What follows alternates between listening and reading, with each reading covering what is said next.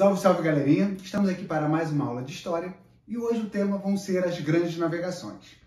Percebam que elas foram muito importantes para a passagem da Idade Média para a Idade Moderna.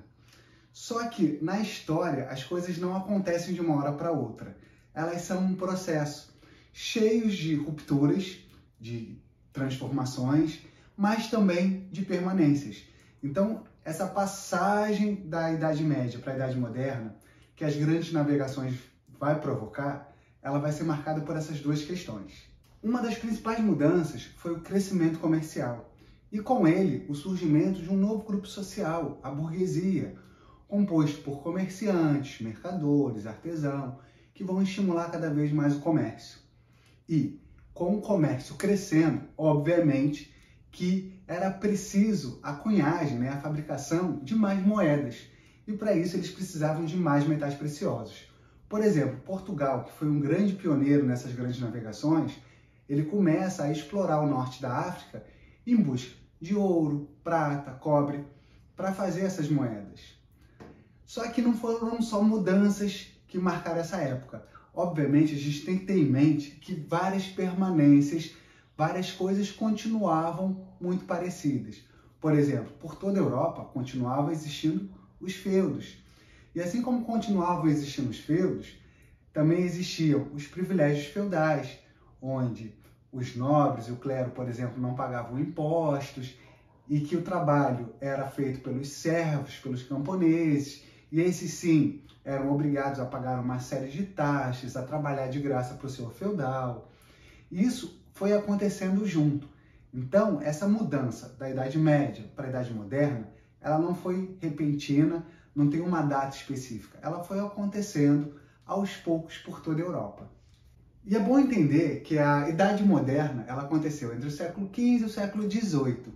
E aí a gente pensa, tá, mas a gente usa a palavra moderno hoje para falar sobre coisas que são atuais. Por que a gente chama aquela época de moderna? Só para curiosidade, nós nos chamamos hoje de contemporâneo. Então, quando eles começam esse período, eles começam a olhar o passado. E aí, lá no passado, mais longe, tinha a antiguidade e tinham eles que se consideravam modernos. E aí, no meio disso, eles colocam a Idade Média. Então, até esse período, eles classificavam basicamente a história europeia nesses três períodos. Antiguidade, como eles eram os modernos, o que vinha entre a antiguidade e o tempo deles, eles chamavam de Idade Média.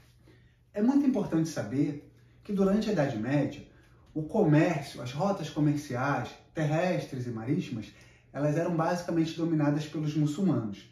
Então, o centro comercial do mundo naquela época era a Ásia.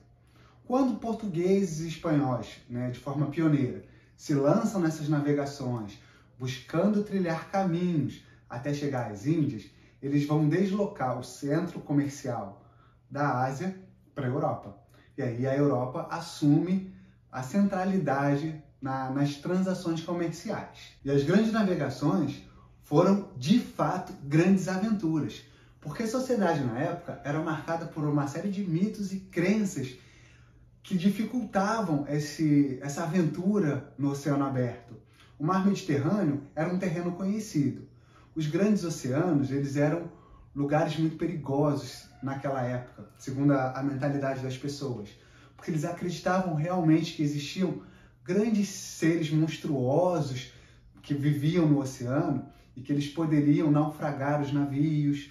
Talvez o que seja mais conhecido da gente são a figura das sereias, que através do seu canto atraía os navegantes para o fundo do oceano.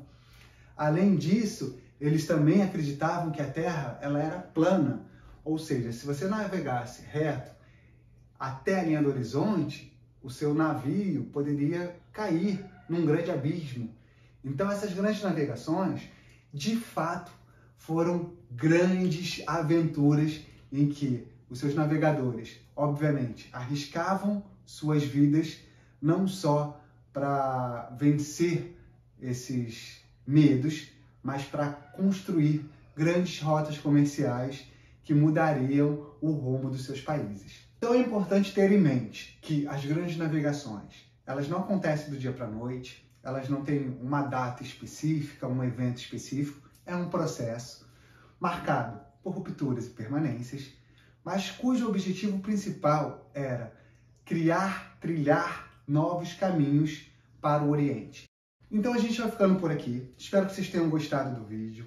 Curtam, compartilhem, se inscrevam na página, que isso é muito importante para a gente. E até as próximas aulas, que a gente vai falar um pouquinho mais sobre as grandes navegações.